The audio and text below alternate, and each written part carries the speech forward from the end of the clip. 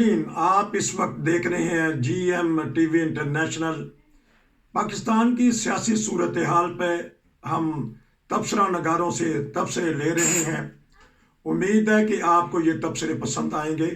آئیں دیکھتے ہیں ہمارے تبصرہ نگار پاکستانی سیاسی صورتحال پہ کیا گفتگو کرتے ہیں۔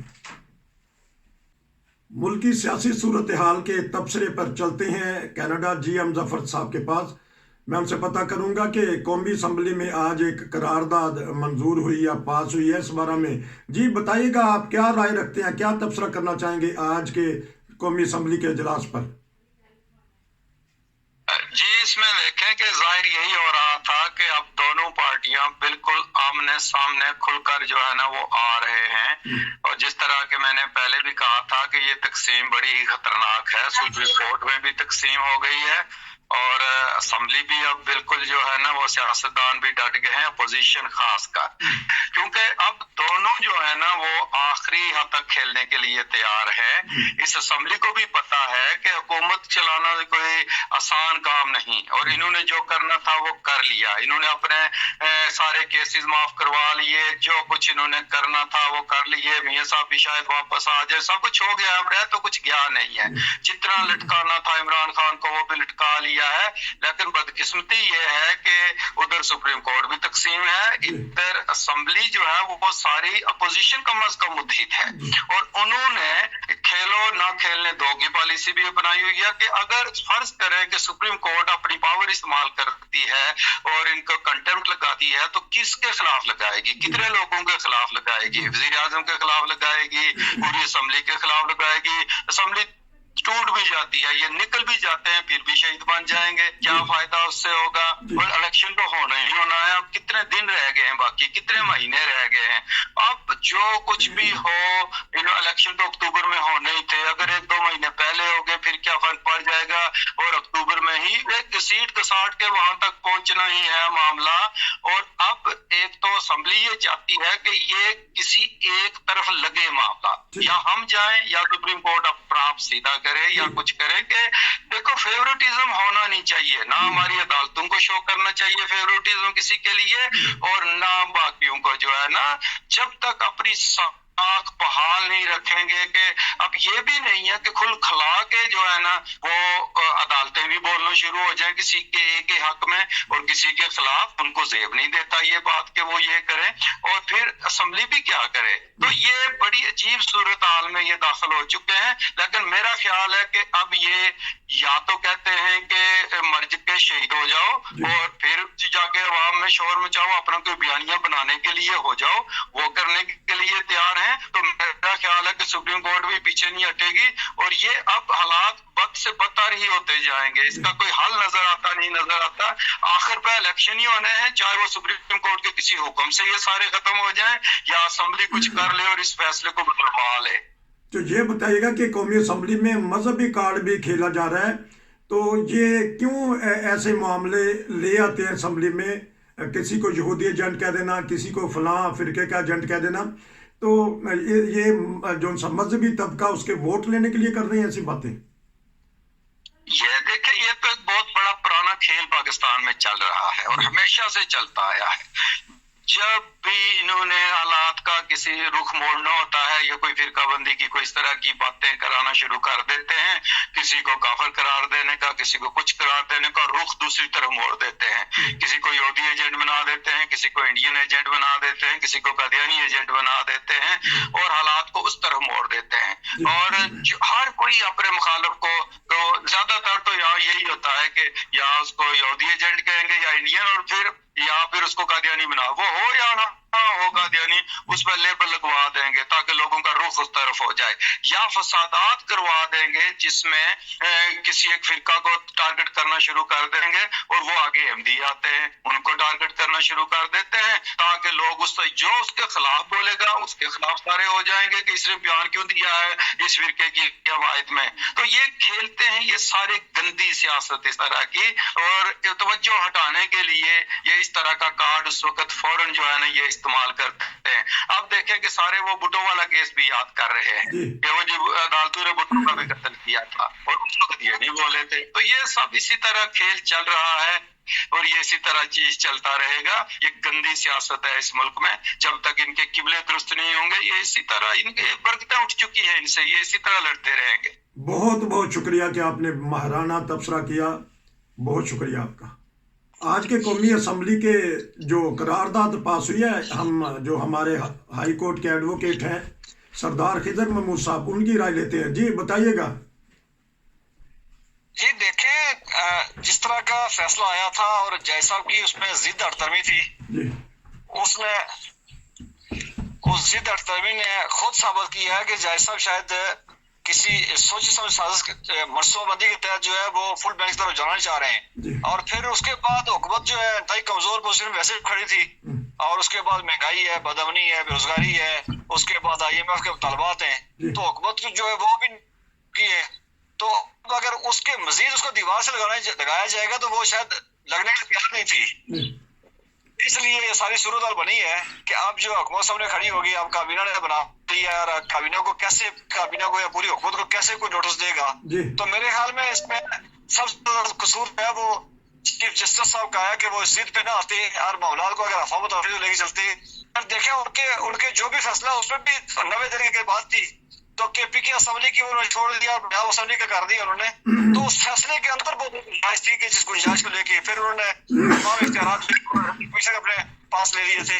تو یہ ساری چیزیں ملا کے اگر دیکھیں تو بدقسمتی سے اس ملک کے اندر جو بھی اقدام ہو رہا ہے وہ ایک ایسا ہر طرح کا اقدام, ہر ادارہ, حکومت ہو, ادارے ہوں, وہ ایک ایسی طرف جا رہے ہیں کہ جہاں صرف بدامنی ہے اور جہاں صرف انریسٹ ہے, اور اس کے بعد عوام کے لیے مشکلات میں اضافہ ہوتا جا رہا ہے. یہ بتائیے گا کہ اس جو سپریم کورٹ کے فیصلے سے نون لیگ کو دوبارہ جان پڑی ہے سیاسی گھوڑے میں, یا یہ بیک فٹ پہ گئی ہے؟ کل ایسے ہی ہے کہ نون لیگ کے پاس کوئی بیانیہ رہا نہیں تھا.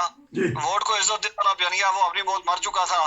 اور اس کے بعد میرے خیال میں جہاں بڑا کھل کے وہ عمران خان کے حمایت میں کھیلے ہیں جناب چیف جسٹس صاحب, وہاں انہوں نے ایک فل ٹاس بال جو ہے وہ نون لیگ کی طرف پھینکا ہے. اب نون لیگ اس پہ کھل کے شاٹ مارنے کے چکر میں بھی ہے, اور یہ ہے کہ اب وہ ان کو شہادت چاہیے تھی, شہادت کا موقع اسے مہیا کر دیا ہے. تو باقی یہ بھی ہے کہ دیکھ لیں آپ, ملک جو ہے IMF کے آگے وہ ان کے معاملات بہت الجھے ہوئے ہیں, اور حکومت پیچھے ہٹتی ہے تو جو اسٹیبلشمنٹ ہے جس نے ملک چلانا ہوتا ہے وہ پریشانی میں ہے. تو اس لیے اب حکومت جو ہے وہ بلیک میل کرے گی اسٹیبلشمنٹ کو, اصل جو ملک کے حکمران ہے ان کو کرے گی, اور یہ ہے کہ بازار جو ہے وہ تختہ مشق بنے گی, سپریم کورٹ بنے گی. تو الٹیمیٹ نقصان تو اداروں کا ہے, پاکستانی عوام کا. یہ بڑی خطرناک آج تقاریر ہوئی ہیں, مذہبی کارڈ بھی کھیلا گیا ہے. ہو سکتا ہے آپ سفر میں ہوں کیونکہ آپ گئے تھے کہیں, تو ایسی تقاریر پہلے نہیں کبھی سننے میں آئی کہ ایک ادارے کے متعلق جو سپریم کہلاتا ہے اس کے متعلق کیا رائے رکھتے ہیں آپ اس میں؟ دیکھیں سپریم کورٹ کا دیکھ لینا خود کہ سپریم کورٹ سے پوچھا گیا کہ آپ اپنے اندر آپ کے معاملات, انہوں نے کہا ہمارا معاملہ ہے. اس نے کہا جی کہ آپ نے بینچ کی, انہوں نے کہا جی ہم اس کو کسی کو بتانے کے قابل نہیں, ہم کسی کو جو ہے جسٹیفکیشن دینے کے نہیں ہیں, نہیں کیسے دینا چاہتے ہیں. اس کے بعد دیکھیے کہ PK دونوں اسمبلی ٹوٹی ہیں, ایک اسمبلی کا انہوں نے الیکشن رکھ دیا, دوسری کا انہوں نے چھوڑ دیا. تو 90 دن کی ریٹ جو لگی ہوئی تھی وہ 90 دن والی کہاں پہ گئی ہے؟ تو میرے خیال میں ملا جلا کے تو جو فل ٹاس بال جو ہے وہ دی ہے ان کو, چیف صاحب نے دی ہے. اور واقعہ یہ بات آپ کی صحیح ہے کہ نون لیگ کو بیانیہ جو تشکیل دینے میں مدد ملی ہے, اور وہ کھل کے اب اس بیانیے میں کھیلے گی. کیونکہ آپ تجربہ رکھتے ہیں تو اس جو یہ آپس میں ٹکراؤ ہے, یہ ہائی کورٹ اور جو سیشن یا چھوٹی عدالتیں ہیں ان کے اوپر بھی اثر پڑے گا کیسوں پہ, یا اس پہ بھی تھا کہ پہلے جب کہا گیا کہ جی الیکشن کمیشن نے کہا جی کہ مجھے سیکورٹی فورسز جو ہیں وہ عملہ نہیں دے رہے ہیں, 3 لاکھ لوگ چاہیے مجھے پنجاب میں, اور باقی یہ فنڈز دے رہے ہیں. تو جس عدالتوں نے آروز دینے تھے ان کو, ججز دینے تھے, ان عدالتوں نے خود آروز نہیں دیے ہوئے تھے. یعنی سپریم کورٹ سے پوچھے کہ باقی تم تو لوگوں کو تلاش کرنے جا رہے ہو, تو انہیں گھر سے جو لوگ دینے تھے تم نے کیوں نہیں دیے ان کو؟ تو مین جملہ یہی ہے کہ جس طرح کی آج تقریریں آپ کہہ رہے ہیں بالکل ہوئی ہوں گی, لیکن یہ ہے کہ یہ سارا معاملات جو بگڑتے جائیں گے اور وہ بگاڑے جا رہے ہیں, اور کسی کو اس بات کی نہیں پرواہ کہ سب سیاسی اپنے اپنی دوسرے لفظوں میں اپنے ذاتی مفادات کے لگے ہوئے ہیں, عوام کا پہنچانے والا کوئی نہیں. بہت شکریہ. ریاست کو نقصان پہنچ رہا ہے, عوام کو نقصان پہنچ رہا ہے, سیاستدان اپنی سیاست کر رہے ہیں. دیکھیں ریاست کے خلیج جو ہے, ریاست خلیج اگر میں ایک لفظ میں کہوں, اگر کسی ہمارے جتنے ناظرین ہیں ان کو معلوم ہے کہ 70 کے دوران جب الیکشن آنے والے تھے اور الیکشن کے بعد کی خلیج تھی اور وہ اکانومی وہاں کی وہ کمپوزیشن اور وہاں کے حالات اور وہاں کی سیاستدانوں کے درمیان جو ہے وہ خلیج اور اداروں کی کمزوری جو ہے یہ بالکل اس جگہ پہ کھڑی ہے. 50 سال پہلے جہاں پہ یہاں سے سب یہ معاملات بگڑے تھے یہ آج ملک وہیں پہ کھڑا ہے. وہیں ہم بیک فٹ پہ چلے گئے ہیں, روڑک کے پیچھے چلے گئے ہیں. یہ تھے ہمارے سردار خضر محمود صاحب, پاکستانی سیاسی صورتحال پہ گفتگو کر رہے تھے. آپ کا بہت شکریہ. عبدالقیوم صاحب کے پاس جی بتائیے گا کیا حالات دیکھ رہے ہیں؟ قومی اسمبلی میں قرارداد بھی منظور ہو گئی ہے, ٹکراؤ ہو گیا ہے سپریم کورٹ کا اور ہماری مقننہ کا, ہماری دوسرے اداروں کا. کیا دیکھتے ہیں آپ؟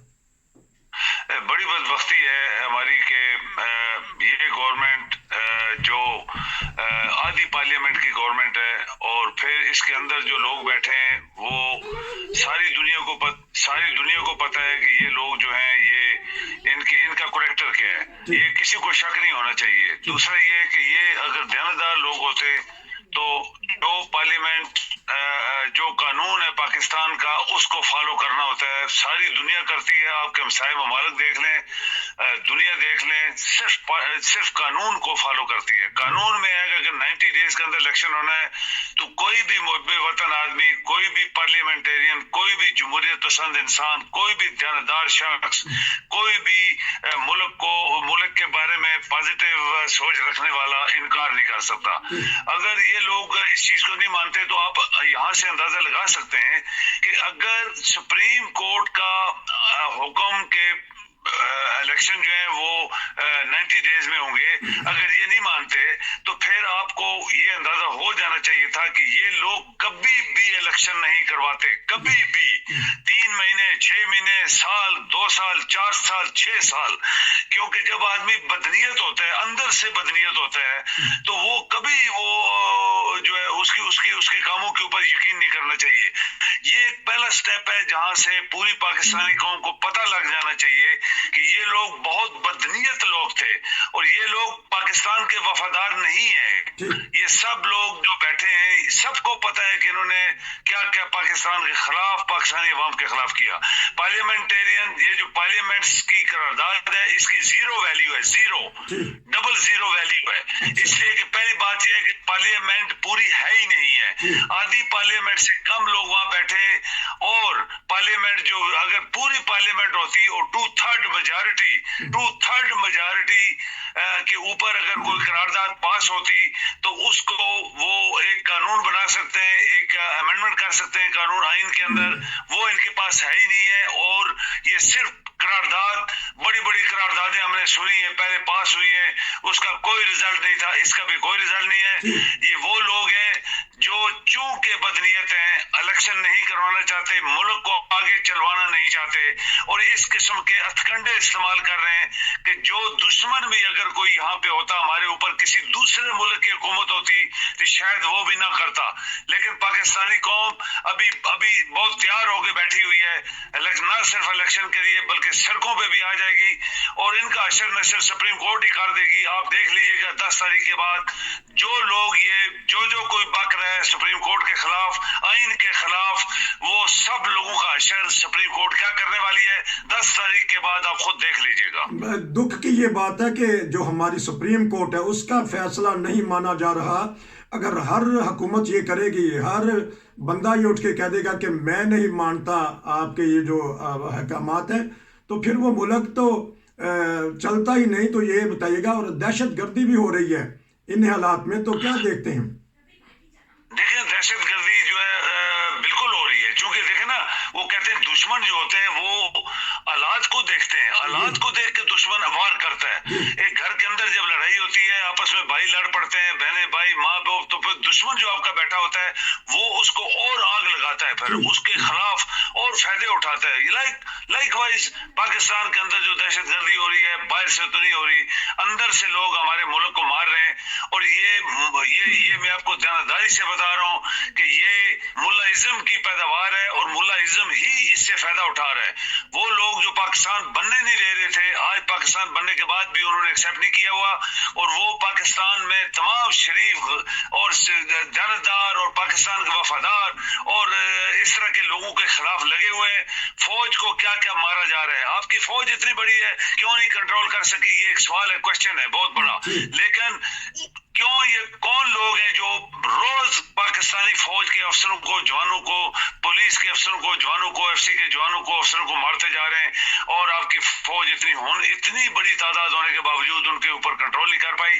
یہ اس کی وجہ یہ ہے کہ یہ ملک کے اندر ایک انتشار پھیلا دیا گیا ہے, اور یہ پارلیمنٹ جو بیٹھی ہوئی ہے اس کے اندر جو اس پارلیمنٹ کا حکومت کا جو سربراہ جو پارٹی جو بنائی ہے پی ڈی ایم کا جو سربراہ بنا ہوا ہے, یہ اس کا انتشار ہے, یہ اس کی سازش ہے کہ پاکستان کسی نہ کسی طریقے سے ڈوب جائے, اور پاکستانی عوام کو پتہ لگ جانا چاہیے کہ ہمارا دشمن کون ہے. بہت شکریہ, آپ پاکستانی حالات پہ گفتگو کر رہے تھے. یہ تھے ہمارے سویڈن سے عبد القیوم صاحب, بہت شکریہ.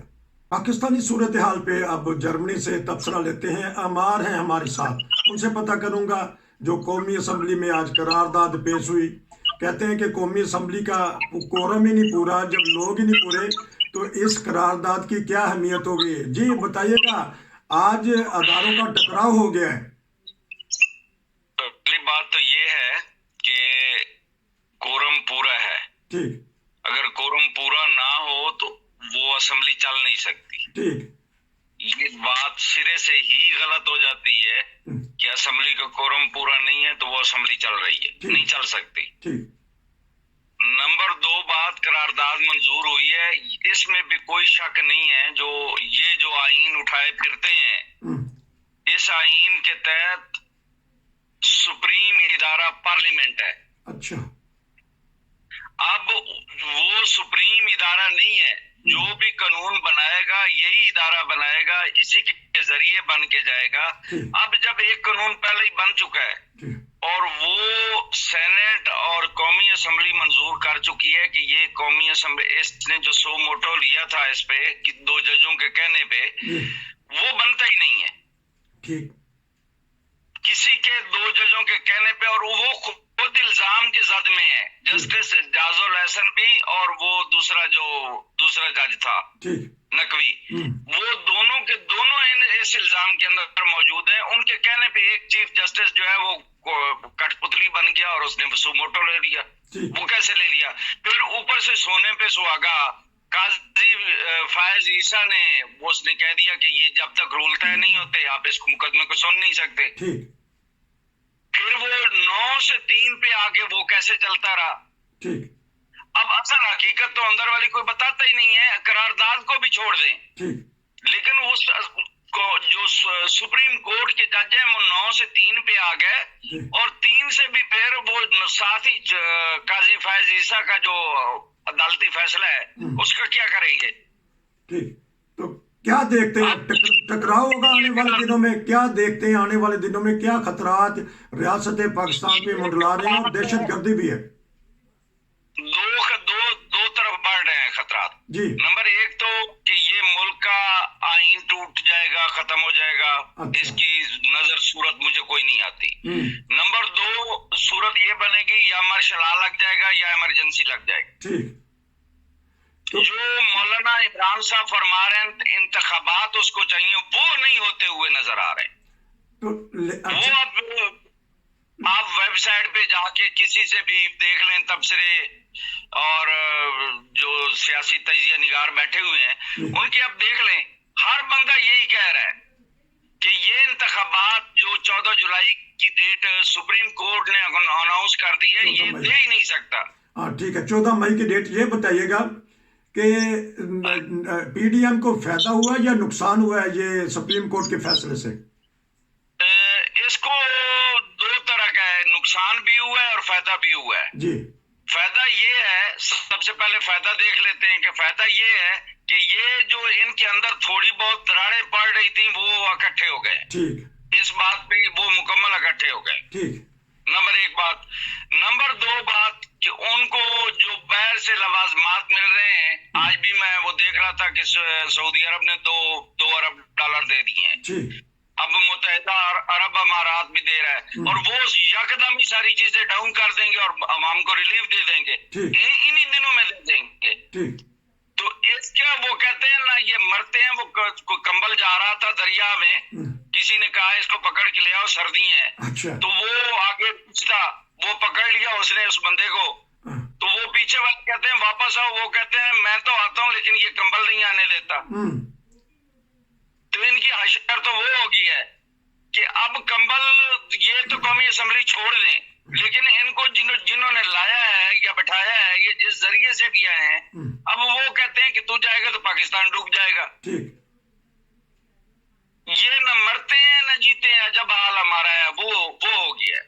तो बहुत शुक्रिया कि रियासत पाकिस्तान को आपने कहा कि खतरात हैं। आपका बहुत शुक्रिया कि आपने आज के खबरों पे तबसरा किया। ये थे हमारे अम्मार साहब जर्मनी से। एक तरफ तो हमारी सियासी पार्टियां आपस में लड़ रही हैं और अदारों में टकराव है, और ऊपर से महंगाई है, बेचारे अवाम क्या करेंगे।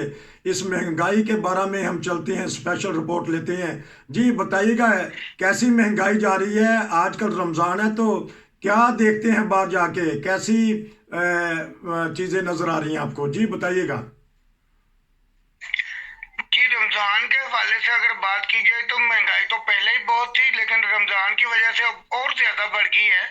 हर चीज जो है ना वो तकरीबन डबल रेट से भी ऊपर चले गई है। अच्छा।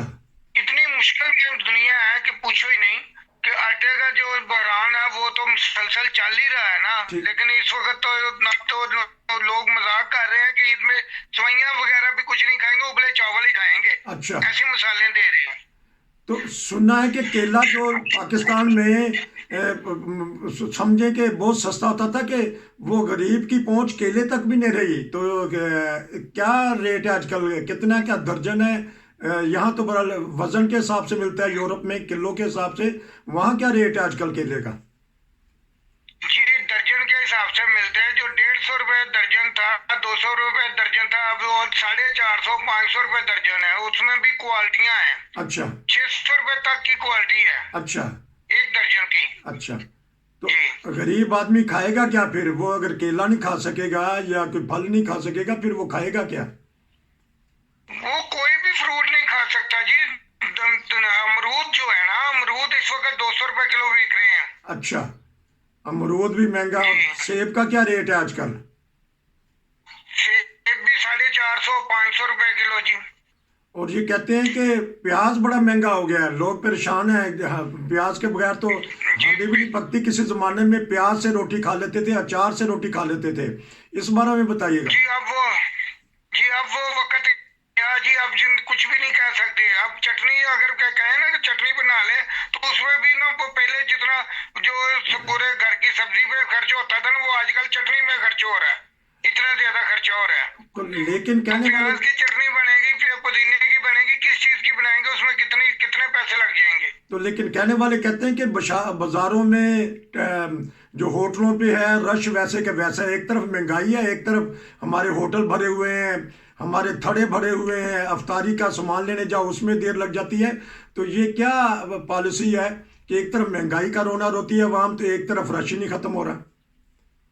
जी वो यही है कि जिनके कोई यूरोप में है, कोई कमाने वाले हैं, कोई 4 घर के अफराद है तो 4 ही कमाने वाले हैं, वो तो खाएंगे। तो जो एक कमाने 4 खाने वाले हैं वो क्या करे, खाएंगे? वो कुछ नहीं खा सकते। एक आदमी जो पूरा घर चलाता था ना, अब वो सिलसिला खत्म हो गया। अब जो अगर घर के 4 अफराद है, चारों कमाएंगे तो रोटी खाएंगे, नहीं तो रोटी नहीं खा सकते। तो 3 या 4 अफराद का अगर कोई कुनबा है और किराए के मकान पे रहता है, जिस कस्बे में आप रहते हैं या इर्द गिर्द चनोट वगैरह में, तो कितनी तनख्वाह हो तो फिर गुजारा हो सकता है, या कितनी आमदन हो टोटल एक घर की? गवर्नमेंट तो कहती है जी 30 से 40 हजार मजदूर की तनख्वाह होगी, लेकिन किसी मजदूर को तनख्वाह इतनी नहीं मिल रही। किसी मिल में नहीं, किसी फैक्ट्री में नहीं। अच्छा। इतनी तनख्वाह नहीं है।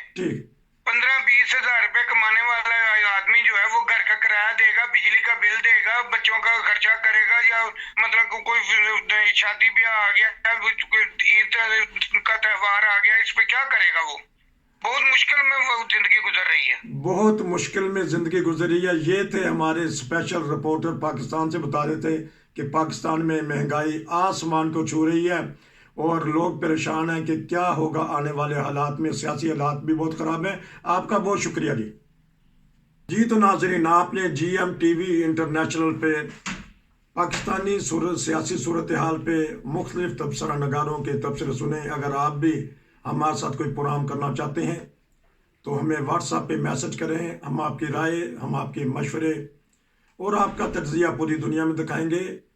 और इसीलिए तो हम कहते हैं कि GM TV इंटरनेशनल एक ऐसा TV चैनल है जो कि इंतहाई मालूमाती खबरें देता है। आप इसको सब्सक्राइब भी कर लें, दूसरों को भी बताएं। इंशाल्लाह फिर किसी नए तबसरे, किसी नई खबरों के साथ मिलेंगे।